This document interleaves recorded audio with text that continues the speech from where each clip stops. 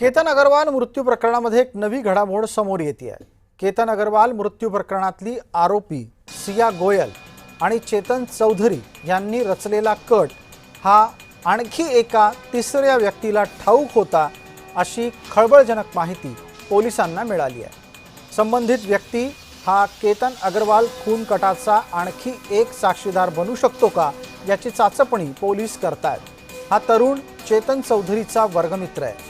केतनच्या हत्येच्या कटाबद्दल या दोघांनी म्हणजे सिया आणि चेतन या दोघांनी या त्यांच्या कॉमन फ्रेंड अर्थात समान मित्राला सांगितलं होतं, मात्र अशा प्रकारचं काहीही कृत्य करू नका याची तंबी दिल्यानंतरही दोघं थांबले नाहीत। सिया आणि चेतन यांनी संबंधित मित्राला 18 जूनला लोहगडावर बोलवलं होतं।